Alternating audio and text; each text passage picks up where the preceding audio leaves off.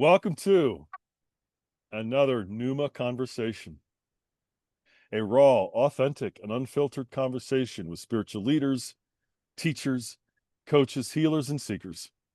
Get to know who we truly are beyond the polished world of interviews, social media, and podcasts. We are human. We struggle too.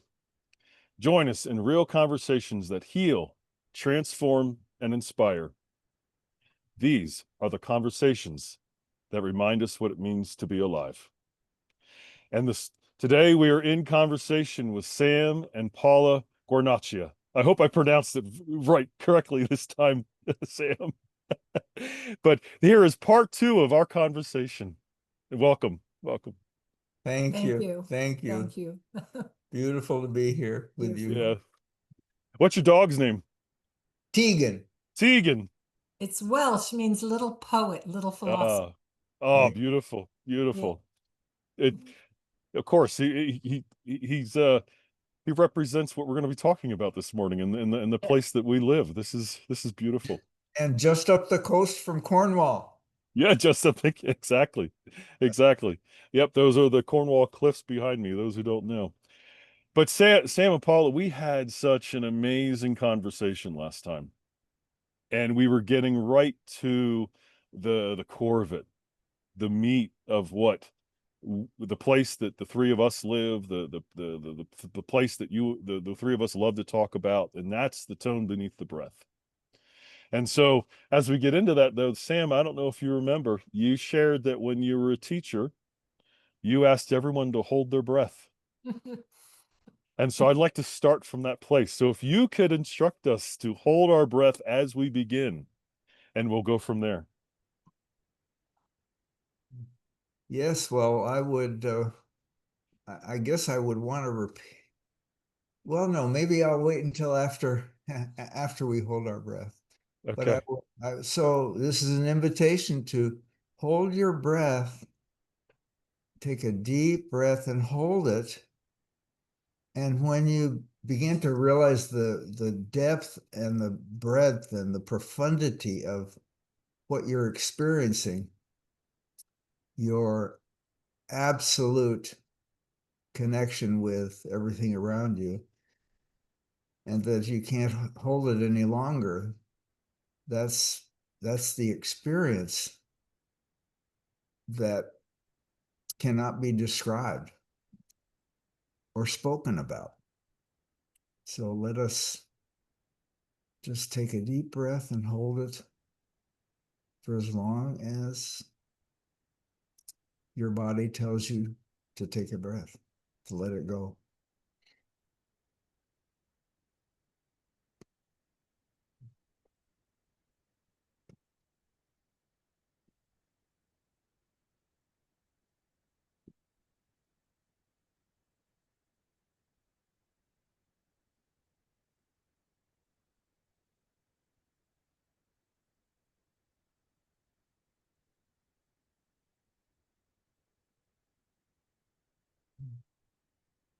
So beautiful.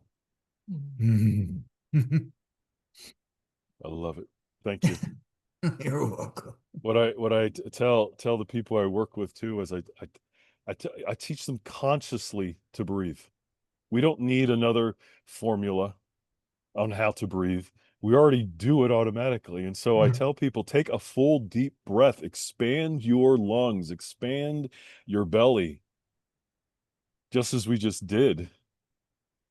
Because when we do that, we experience what we just experienced within ourselves and with each other. We experience healing. We experience transformation. And our body naturally does what it's supposed to do when we give it space to breathe. So I love that. Thank you. You're welcome. Something is coming to me right at this moment. If you would, Yes, go ahead. If it seems all right to share it, yes. Please. So I taught classical guitar one-on-one with very talented students for many years. And classical guitar is an extremely difficult instrument. It requires an enormous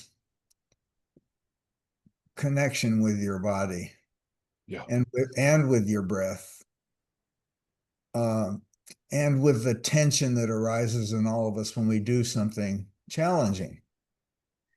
And so one of the greatest tools for a teacher is to have your students think about, if they're trying to do something that is very challenging and difficult, think about something that you do really well.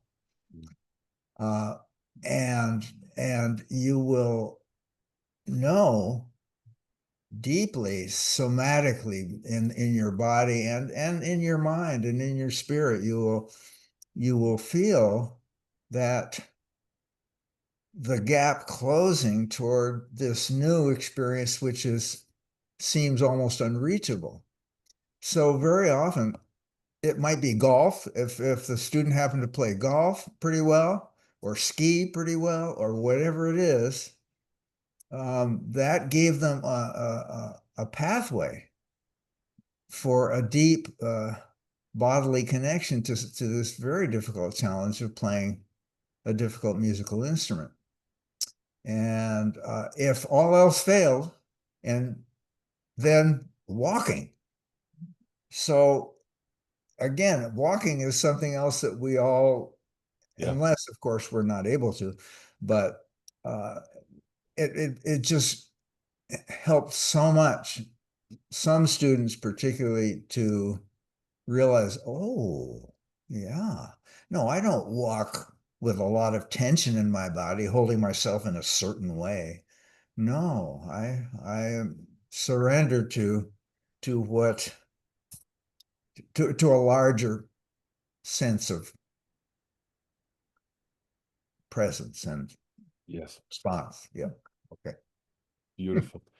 There was something else you were going to share too, after the little exercise we did. You mentioned it right beforehand. You said maybe I'll wait till after we do it. I don't know if you Oh, remember or not. oh, I wonder if that was it. That might have been it. That Okay. might have been it. That's Okay. right. Yeah. Anyway, So go ahead. I love how, I told you this. I fell in love with classical guitar when I lived in Spain, Oh, and I had I don't know if you remember this too. I had the privilege to be at Paco de Lucia's final performance, Oh, wow. which she had with his daughter at a local cultural center. And it was my first year in Spain, in Madrid, and I didn't know who this guy was at the time. A So, genius. oh my gosh, yes. And so, but I know now, looking back, what a privilege that was yeah. to be able to experience that man. He also, after he died, shortly after, they named um a commuter rail stop after him, Wow. which is really cool. So I You Wonderful. met him, right, Sam? You. Paco, yes, I met him when he was oh, you quite young. did? Yes, Oh my gosh. I was teaching guitar at the University of Denver in Colorado, Okay. and he came to, actually, I helped arrange his giving a concert in Denver with a flamenco guitarist, another flamenco guitarist who lived in Denver, Okay. and who was a good friend. And and I'll never forget that he was in this particular stage. This was on the campus. There was no real backstage green room, a place for artists to rehearse and so forth. So he was in the bathroom. He was in the Okay. bathroom warming up, and he had all his hair, and he must have been in his probably late 20s or Oh something like wow. that, or maybe Okay. early 30s. Yeah, it was magical. It's Yeah. just amazing. Oh Sam my. wouldn't tell you that he actually is very familiar with flamenco guitar because Okay. he was the accompanist for a very famous dancer. Mm. Maria Benitez, yeah. Yeah, Oh wow. he Okay. had to play while she danced. Yeah, Yeah, yeah, Beautiful. And that's what he Symphony. was doing with his daughter you're right. in Yeah, that concert, yeah. because she's a flamenco dancer. Yeah, Wow. Yeah. But awesome. my point to all that is that I love how, for classical guitarists, you don't hold the guitar the traditional way a guitarist would hold it. you're wrapping it into Your you. body. It's against your body. Exactly. It's like it's not even an extension. It's an embrace. It's an embrace. Exactly. It reminds me when I used to play the trombone, because I had to play the trombone. I had to embrace it. There was so many times, and I think you could attest to this, Sam. There were so many times where I didn't know where I began and the trombone began. Oh, And what I a loved those moments. oh. And I miss those moments, but I experienced it in other ways. But those are so beautiful moments where it doesn't become about the guitar or the good trombone or Chad, it becomes about the tone that's happening beneath all of that. Mm. You know, And Chad, yes, yeah. I don't know if I've talked about, I can't remember if I talked about this on the last episode, but one of the things I studied was something called heart math. No, it doesn't sound familiar. Go ahead. Yeah, and in heart math, the breath is very important, but Okay. it's what happens between the breath that's the most interesting Yes. thing. And that they have a sensor that you could hook yourself up to, and it will show on your computer, and it reflects your emotional state. So Wow. if you're Yeah, very the heartbeats. Yeah. between the heartbeats, there's so that interstitial place, there's a lot going on in Yes. between the heartbeats, A lot. a lot. And so they have a particular technique that can help you mostly through kind of an appreciation or a feeling, a positive feeling. You can regulate that space in between and producing a more harmonious state of mind. It's quite they've done a tremendous amount of research on this. Yeah. That's incredible. We're going to get into all that, because the two of you are big into the connection between spirituality and science, and I love how what's coming out with the research right now. But the two of you, even Yes. you said it in a different way last time, Paula, the both of you, which was, you're talking about the space between us. Yeah. And you're talking in the moment, you were just talking about the space between the heartbeats. There's so much going on there that we have forgotten about and that we're not paying attention to. And some of us are more aware of it and sensitive to it than others, but we all are tuned to that. Because when we talked about this before I hit record, but when we talk to each other or whatever is going on, we are responding to what's underneath what's being said. We're responding to the energy that we're picking up on from other people. It doesn't matter what the words are most of the time. But I could say, "Oh, I love you," but my energy could say something completely different, and we immediately respond to that energy You underneath. better believe it. Yeah. And that's what we're talking about. And that's what I'm wanting people to remember, is that tone. For me, it's a hum. And as a child, I used to love going down to our basement right after my father put in a sump pump because he was tired of all the flooding.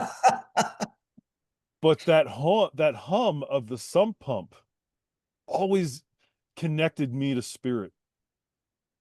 But in the language I would have used as a child, is it connected me to God, because that's, being raised in the church and everything. But that I felt so connected to the hum, and I didn't know why until just in the last couple of months. But yeah, I would always want to hear that hum. Beautiful. So beautiful. And so there is a hum beneath this tone. And that hum is where we all come from. Go ahead, Paula. Yes. In meditation, another thing I studied a lot of, which was transcendental meditation, and I taught it for a In while Spain. in Spain. A lot of Spain here. Yeah. It's that your mantra in the meditation is like a hum. It is, Okay. because you let it sink into you, and eventually you're not saying the words inside. There's just a vibration. If you're in deep meditation, it becomes a vibration that you keep going back to. So, Chad, I'll throw in one other Please. fascinating factoid, or sort of a collection of understandings. that string players, that is cellists, double bass players, violists, violinists, have neurological development on a phenomenally larger scale than other musicians. I didn't know this. Yeah, and Okay. it's I'm not sure what about all the research. I know that I know this to be true. And certainly it is directly related to the extended tone, which you don't need to, with a piano is classed as a percussion instrument, for example, because boom, and the classical guitar is the same. Your finger hits the string, there's a moment of control, but then the control is gone. And by control, I mean relationship. So, but with the bow, you have a continuous connection with that vibration. It makes a huge difference to the neurological development of in string players. Wow. Very interesting. So That is. yeah.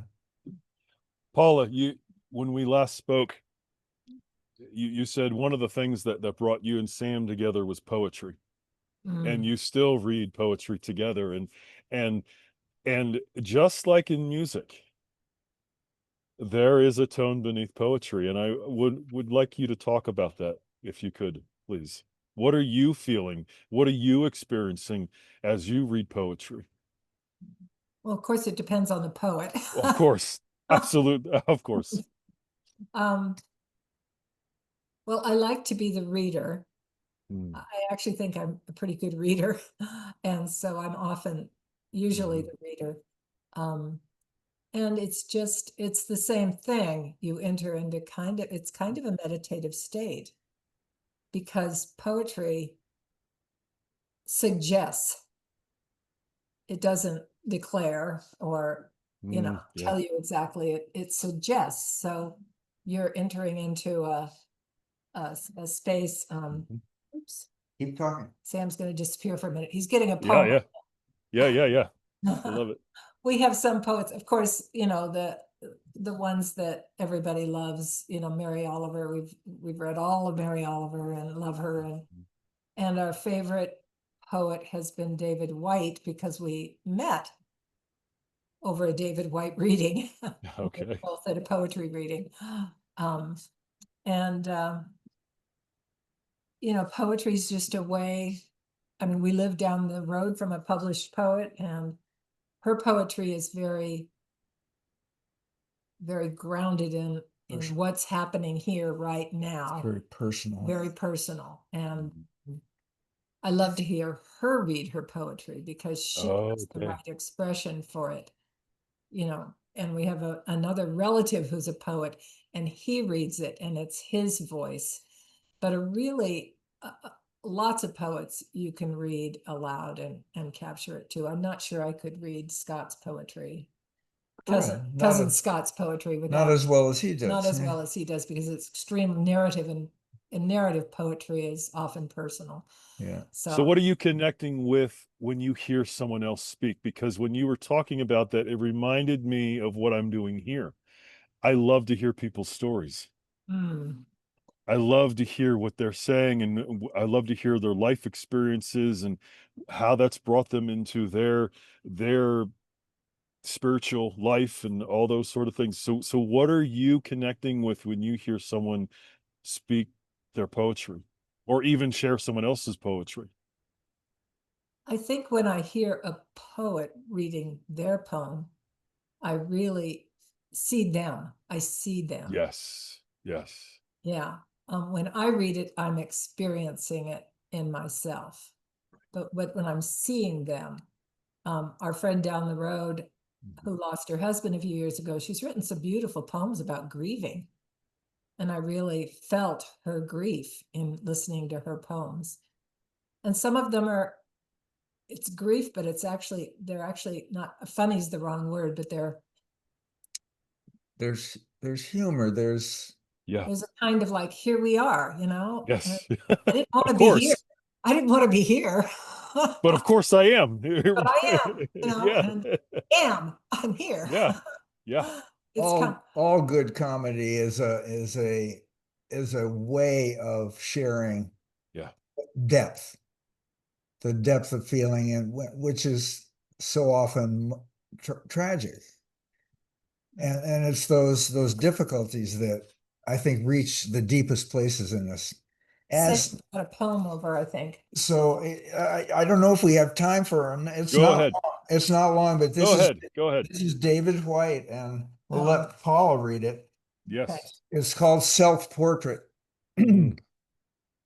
And so Okay. go ahead, honey. It doesn't interest me if there's one God or many gods. Mm. I want to know if you belong or feel abandoned, if you know despair or can see it in others. I want to know if you are prepared to live in the world with its harsh need to change you. If you can look back with firm eyes, saying, "This is where I stand." I want to know if you know how to melt into that fierce heat of living falling toward the center of your longing. I want to know if you're willing to live day by day with the consequence of love and the bitter, unwanted passion of your sure defeat.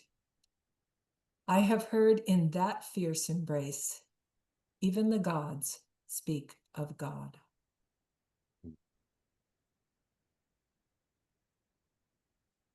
Love it. Wow. Yeah. Wow. That's it. Yeah. That's it. And Yeah. that's what I'm wanting to hear in these conversations. Yeah. Exact same thing. It's so beautiful. So I want to talk about your relationship, your personal relationship with science and spirituality. But before we get there, I think we should answer the question, what does spirituality mean to you first? So if you could answer, what does spirituality mean to you, and then kind of segue into science and spirituality that way. There's a dance. Oh, it's a good thing this was unrehearsed. Chad. Oh, I think God. for me, it's not religion, it's connection with everything. Yes. Feeling, I keep looking out the window because the leaves are so beautiful right now. Yeah. They're just gold and sort of a brownish, it's a beech tree outside the window. And it's just, I feel so connected to that beech tree as I watch it through all the seasons. We're lucky we live in a place where we get to practice that connection every minute because we have all these windows in our house and we're looking out all the time. So that for me is my best spiritual sense. I'm not opposed to church because a lot of people get their inspiration there. It's just I've sort of moved past that in my life, going to regular church Sure. service. Yeah. So the relation between the sciences and all of this, of course, is language dependent. So it's Yeah. what do we mean by all these words we're using? Yes. It could take all day to just unpack, a few sentences. So, but for me, the the sense of mind-boggling astonishment and wonder and joy and that feeling of disbelief, could it really be that amazing and that magnificent to contemplate the the the the data, and I'm just am deliberately making it as sort of objective as possible, the data and the specific concrete things that we've learned, or at least we're approaching learning about the universe, about life, about the earth, and about earth in the past, just in the past few decades, is stunning. It's just stunning. And Brian Swim, the mathematical cosmologist in California, who, well, I won't go into that, but he's quite well known, and he says that we are the first generation to experience this absolutely profound new level of ways in which to be astounded, be informed, be transported, be transformed, be enchanted with just what is, what has emerged, and that is a spiritual experience. It is a religious experience. Religion means in Latin, religio, to rebind, to reattach, to return to. Yeah. So, this is, and spirit is breath. Yeah. And you can't take anything inside of you as often and as deeply as what we take into us from the breath, which Yeah. is what the trees are breathing out. All the plants are breathing that out. And as you enter into that knowing, again, I'm sure indigenous cultures for tens of thousands of years have somehow sensed that the forest was breathing what the forest was breathing out, they were breathing in. But to know that, on top of that, to know that it's literally trillions upon trillions of little molecules that are just shaped the absolutely perfect way in order to combine with the hemoglobin in your body to produce, all of that knowledge on top of what we sense is just more. It's more of, it's way more than can be described. So here I am trying to use these pathetically impoverished symbols that we call language to share what we all experience when we just are quiet and listening. And what's happening now that's different, I think indigenous peoples knew this on some kind of Mhm. deep inside level. The Koyukon people in Alaska, for instance, say don't speak or think bad of the forest or of the animals, because they'll know when you're walking. And so they had this intuitive sense, but now we have science that's also validating that. That's the big difference now. It's like it's hard to refute between the combination of that sort of indigenous wisdom and the science validating it. It's a powerful combination that we've got now that is just really emerging in the last 30 years, just exploding. It's Sam, I think what you're trying to say is, how do we put language to an experience? Yeah. You can't do it, Yeah, but we're inviting people to experience if they want to. that's right. That's right. And we can get closer. I mean, the nice thing about poetry is that it is language that has a lot of room in it for the listener. Yeah. It's not didactic. It's not trying to give you facts or data Yeah. to ponder or to further examine. It's pointing in certain directions. It's like when you point your finger for an animal and they look at your finger. No, that's not it. Eventually, Tegan has learned that when we point, he'll look over there. Mm. Oh, I see what you mean. That's what words are. Yeah. All they can do is ignite an experience in you that relates to what you think I'm saying. But we just, and that of course goes to the whole thing about certainty versus uncertainty. or the fact that the universe is a wonderful balance between structure, enough structure to hold things together and give them identity, and enough openness that they can morph, change, be influenced by each other, and become more all the time, more complex, more beautiful, more possibilities of ways of interrelating. Mm. It's so odd, you know, this way of seeing is creeping into all kinds of things.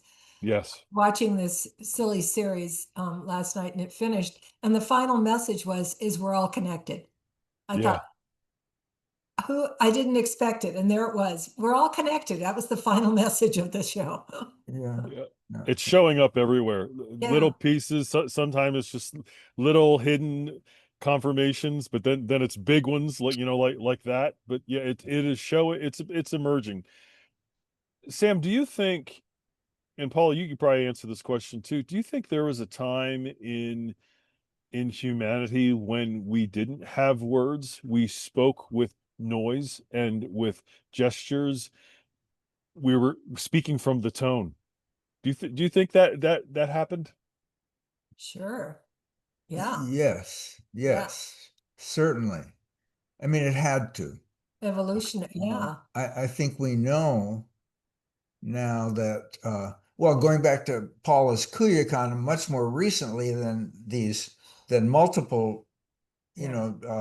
10,000s of years ago, but even the Kuyakan have maybe 100 words for snow in their Yeah. language.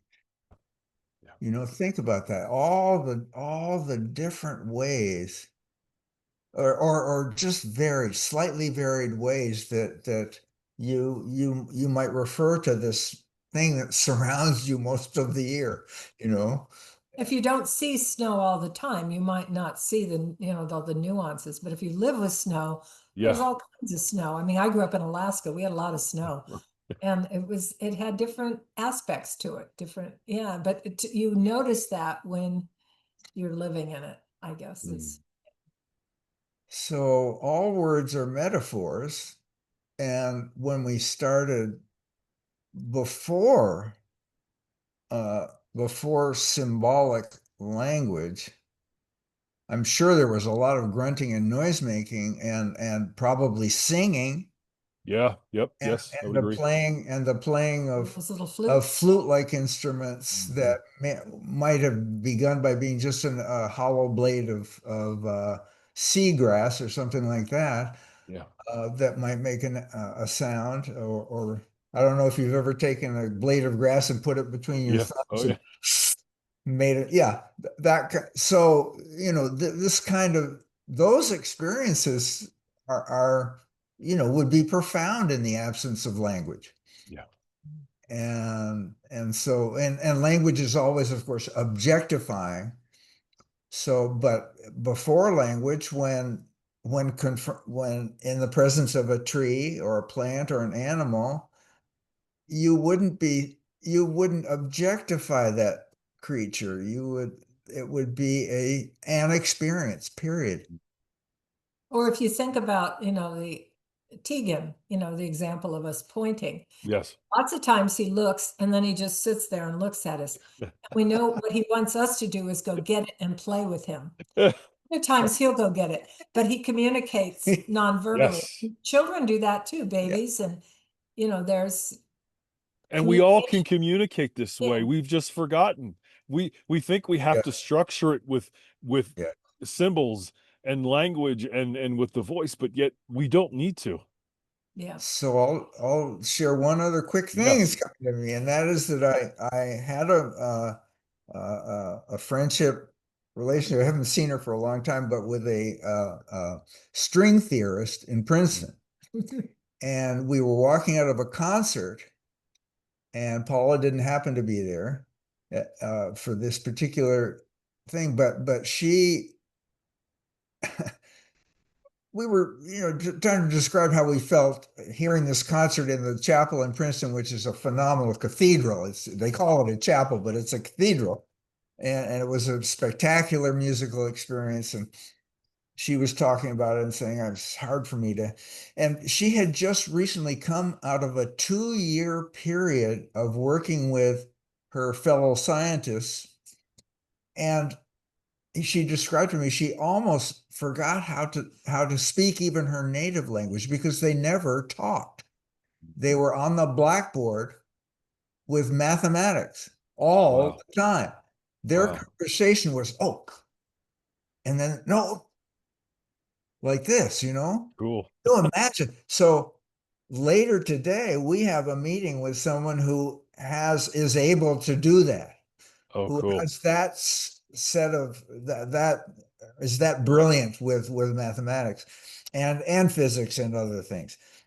And uh and so, we're in the position of the indigenous person who is trying to understand what I'm talking about the science. There's no way, that you can relate directly to that, but you can pick up the emotion and everything that's really meaningful about that experience from the energy and the body language and so forth. This is why people fall in love with each other now on Zoom. Yeah. Yeah. There's enough there. I mean, you can see Yes. a person's, and big friendships develop and even love relationships. I have a fun Yes. story about the physicist. So I was at a public lecture by a Nobel Prize winning physicist in Princeton. I didn't understand maybe 90% of what he was talking about, and it was supposed to be for the public. I was like, so I sort of fell asleep. Yeah. Okay. And when he was done, all these graduate students who'd been sitting in the front rushed forward and started writing on the blackboard. And they were racing and writing, and nobody was saying anything. And there must have been like 10 of them writing up there. And he was there with them. And I thought, that's why I don't speak their language. Right. I don't speak physics. But they did, and they were able to Yeah. communicate non-verbally That's with beautiful. with numbers. Yeah. And all that we're talking about, to me, it's living spiritually. Yeah. Yeah. And when you are able to communicate from that place without words, Mhm. what a beautiful connection. And when you think of it that way, that means we can connect with anything. We can Yeah. communicate with everything. Yeah. Um, I can see a thought well, developing. it's just not to introduce anything, but the difficulties that we have in the world, and there are many, and Yeah. everyone sharing this moment with us knows it. Yes. All of that is a direct, all of these challenges are directly connected with our unwillingness to let go of these methods of communication that are so impoverished. Yes. And it's the reason that authoritarian regimes such as the one that is trying to infiltrate our system in the United States now are so terrified of people who are having the conversation we're having, poets, writers, news people, authors, um, and media people who engage in deep topics. Um, all of those They're pretty scary. all of those parts, they're really terrifying if your goal is to remain in control and to maintain a power uh, uh, over the rest of of humanity in this case. And of course it's also power over nature itself, because our technologies now have made us such a destructive force on the planet. So that makes these conversations very threatening to those elements they were threatening in the fourth century to the Emperor Constantine when he realized that appropriating Christianity uh, looked like a really good idea for keeping the empire in power. Yeah. So we're also playing a very important role by we, I'm not congratulating just the three of us here. It's everyone who is opening up to this greater sense of the fact that we're all we're Jewish. We're not that different. And, You know, and the It's word true. opening, I mean, a lot of the Yeah. problems with, the mainstream religions of all types is when you know, Mhm. and you're hanging on to that for dear life, rather than being open to sort of a porous system that lets other light in. Um, and that's a very scary thing if you're holding on because you're afraid. You're Yes. afraid of letting anything else in. Mhm. And this is the surest way to be, that certitude is your lifeline, you think. You think it's actually sinking you, but you don't see that. Yes. Yeah. Yep. Yep. Oh boy. Yeah. As usual, so many places we could go.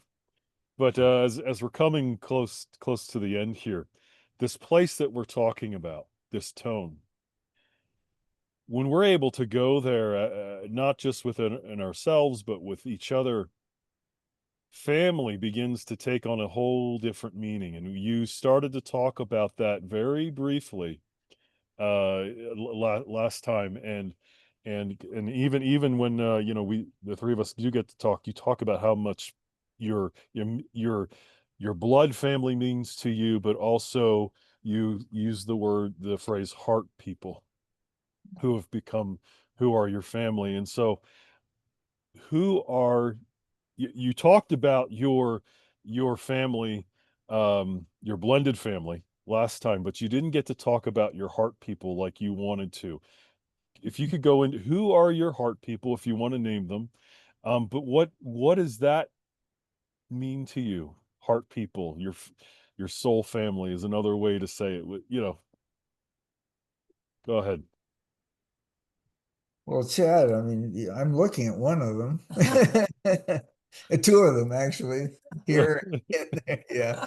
Um, oh, and there are so many, but of course, our lives are we can only guess how many possibly tens of millions, even possibly billions of humans there are who potentially, if we could be there with them. Mm, I mean, I think right now, I think this is correct data. There are about 2 billion people out of the 8 billion on the planet now that have food insecurity, which means they basically live day to day, not being sure they're even going to make it through the day. So I would say just about every one of those people is potentially, if we could be sitting with them, yes. would be there would be a deep heart connection there, because it's literally their life depends maybe on any support that they might be able to get from you. And I realize that's a very transactional, maybe it would seem to some, Yeah. but just contemplating that is enormous. But of course, I know you're referring to the relatively limited number of people that we actually have spent some time with, and some of them even include people we haven't met in person. Yes. In my case, Stuart Kaufman is Yes. one, this great scientist and who alternates between Pacific Northwest Island and Santa Fe, New Mexico. but who's just come back from touring in England and giving talks here and there and so forth. And we've just, there's a heart connection there. I have a friend who's a rock star, who was a student of mine in Denver, who is now a famous rock star, who is a really close friend who I almost never see. Wow. Because he's so busy, but where it's deep. They're brothers. Yeah, and I never had a brother, so but there are numbers of wonderful people who's have both an intellectual and a deep emotional and heart openness that allows them to be mostly whole, as whole as we're able to be as imperfect humans, with So I wouldn't want to leave out Cammie Davis, who we've worked with for decades, the artist who's been part of our Emergent Universe Oratorio project. She calls us family, so we're family. And she's part of our family, which has gotten a bigger definition over the years. I meet weekly with a group of women, and it's mostly sharing who we are, what we are, where we are, and very open. That's so that's a place to go to share whatever your grief or pain is that day. And it's very they would be in this conversation, but they're very into being honest. It's an honest. Yes. So we meet in person at least once a week. Yeah. Beautiful. Yeah. Oh my. Thank you. Thank you. And Mary Evelyn Tucker is another person we don't see very often, but boy, are we close. I mean, it's just beautiful because we share this and enormous, and some of it unspoken, and some of it very different experiences that deepen you and widen you in different ways.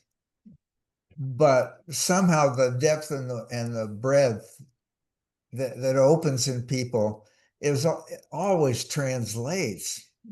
Oh, I know, and you find yourself nodding a lot and going, oh, I know what you mean. Yeah.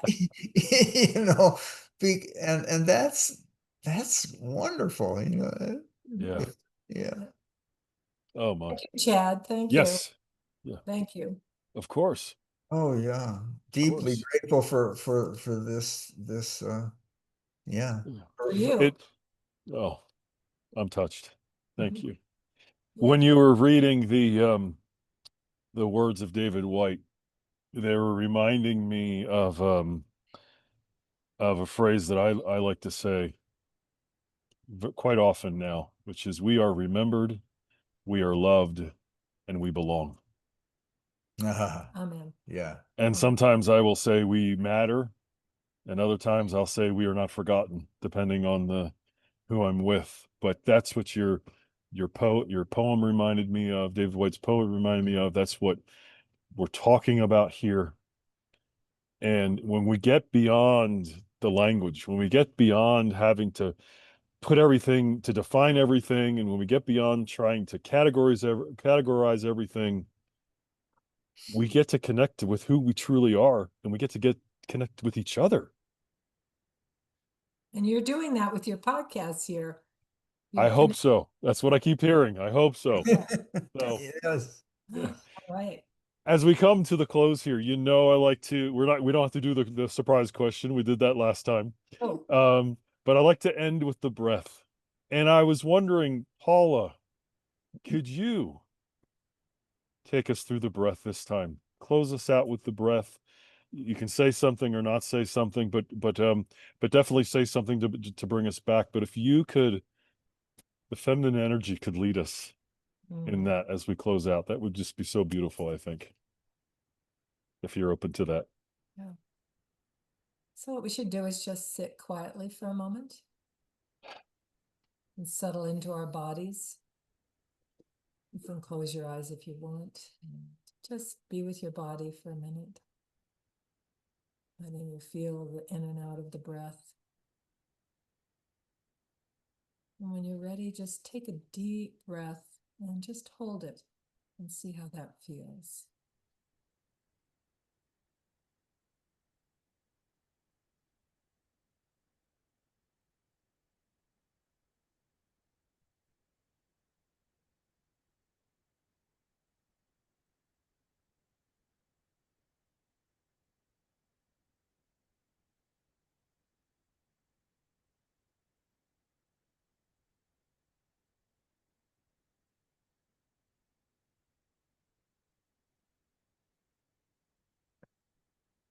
Exhale.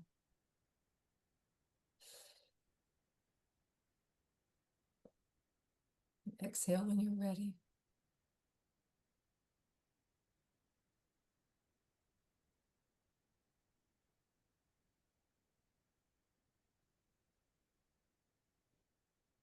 And when you exhale, you can feel that deeper breath. Now that you've held it.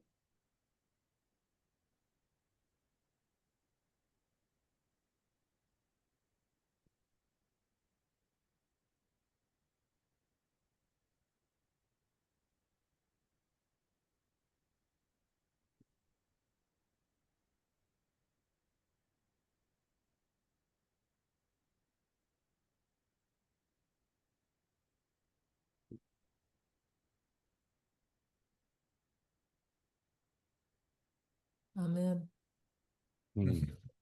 Thank you. Yeah. Thank you. Have a great day. You as well. Yeah. This has been a Pneuma conversation. Thank you for sharing in the breath. Together, we've remembered a little more of what it means to be human. Until next time, breathe.